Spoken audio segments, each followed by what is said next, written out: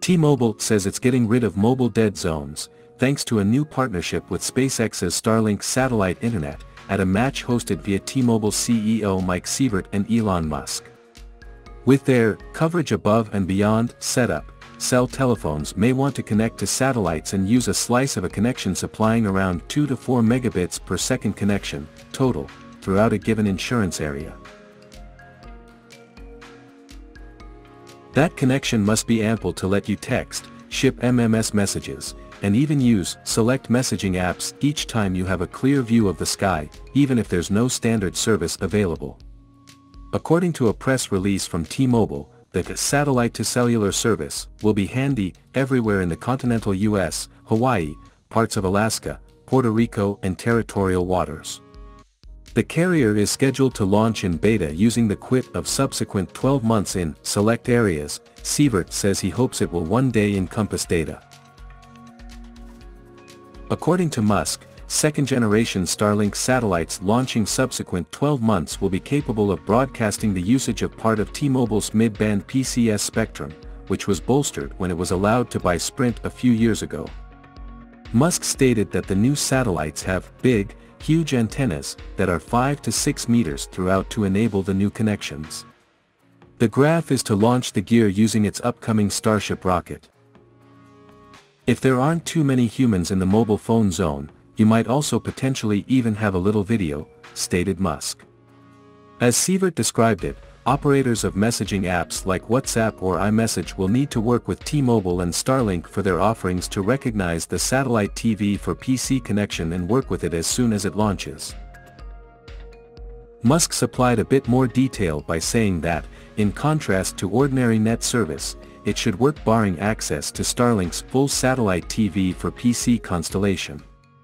By limiting it to positive messages and services, as correctly as only in places that don't presently have mobile connectivity, it could use a different intermittent connection for basic coverage, even though you may have to wait 30 minutes for a message to go through. The two execs stated they're searching for partnerships with international mobile carriers who would be fascinated by reciprocal spectrum sharing agreements so their customers can hyperlink up with SpaceX. T-Mobile clients may also want to use those connections when they come to other countries. Musk also stated on Twitter that one of his other companies, Tesla, will use the science for the top-rate connectivity function in its electric vehicles. Currently, Tesla makes use of AT&T's community for matters like state traffic visualization, satellite view maps, and song streaming. Sievert says that when it launches, T-Mobile's vision is for it to be blanketed for free in the carrier's most famous plans. However, he did say that today's event isn't an official announcement. He said T-Mobile needs to make it available to human beings with low-cost plans for a monthly carrier fee decreased than cutting-edge satellite connectivity services. That does doubtlessly encompass a wide variety of prices, although Garmin's InReach satellite TV for PC Messenger subscription plans, for example, begin at $14.95 per month but go up to $64.95 a month. T-Mobile says that subscribers' cutting-edge telephones will be able to utilize the network, no special tools required. Elon Musk stated in the announcement, "The phone you presently have will work." The truth is that using an ordinary mobile spectrum is a bit of a double-edged sword. Not requiring distinctive equipment is an apparent advantage. However, T-Mobile doesn't own the rights to that spectrum worldwide. So whilst SpaceX's satellites should technically speak with phones internationally, T-Mobile may no longer have rights to the equal bands its device uses when you take your telephone to some other country or into worldwide waters. That's no longer the case for traditional satellite TV for PC communications networks, like the Iridium device Garmin uses. Suppose cell phone manufacturers wanted to introduce their model of this feature. In that case, something Apple has been rumored to be working on, partnering with different satellite TV for PC carriers, might wish to internet them more coverage than T-Mobile's planning to offer. Walter Piecyk, an analyst at Lightshed Partners, tells The Verge, Apple and Samsung would possibly have an easier time integrating current satellite TV for PC connectivity into their upcoming telephones than Starlink will face in trying to cobble spectrum rights collectively with wireless operators around the globe. Fights over spectrum rights ought to get messy and certainly already have.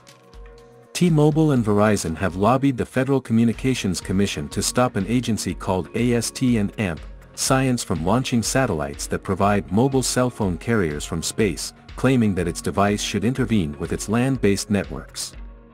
SpaceX is embroiled in a war with Dish Networks over the 12 GHz spectrum, which the latter wishes to use for terrestrial 5G. Musk's enterprise has warned its home web users that the usage of 12 GHz could damage its satellite net service. Analysts have even questioned whether or not the service introduced these days will require additional approvals from the FCC. Sievert also said that T-Mobile was open to the possibility of using SpaceX for its network backhaul in the future, mainly in rural areas. While that's a few steps ahead from what the two businesses are pitching now, again, Musk says each mobile will aid around 2 to 4 megabits. It ought to make it much less expensive for the carrier to increase its network. Such a diagram would be similar to what Verizon introduced in collaboration with Amazon's Kuiper satellite TV for PC Net project. However, that format looks a great deal similarly away from fruition, as Amazon doesn't seem to have launched any of its satellites yet. Earlier this year, SpaceX misplaced a bid for rural internet subsidies due to the fee of its equipment. But suppose it can piggyback off T-Mobile's existing equipment, which people in rural areas may already own. In that case, that may want to help its case with the Federal Communications Commission. The Thursday presentation hit on rural coverage, with movies of people in far-flung parks, the mountains, or herding animals.